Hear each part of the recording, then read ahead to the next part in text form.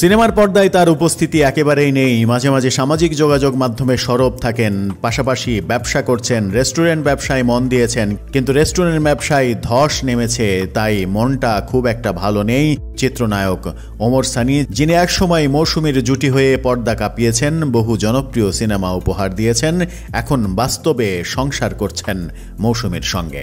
Restaurant ব্যবসায়ী সরব হয়েছেন সেই ওমর সানি। ঢাকার বিভিন্ন স্থানে রয়েছে তার রেস্টুরেন্টের শাখা, তবে ব্যবসায়ী হয়ে ভালো নেই 90 দশকের এই নায়ক। নিজের ফেসবুক পেজে বুধবার এক ভিডিও বার্তায় ওমর সানি জানিয়েছিলেন তিনি ভালো নেই। দেশের সাম্প্রতিক অবস্থা আগে থেকে বুঝতে পারলে এই ব্যবসায় নামতেন না তিনি।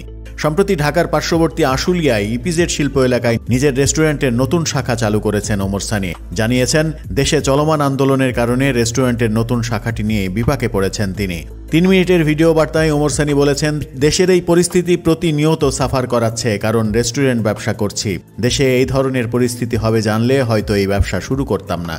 চারিদিকে অশান্তি, ইপিজেড পুরায় অশান্ত, সেখানে একটা রেস্টুরেন্ট উদ্বোধন করলাম। মারামারি, হানাহানি, পোশাক শিল্পে অস্থিরতা, পুলিশ, আর্মি সবকিছু মিলে বিনাশ অবস্থা।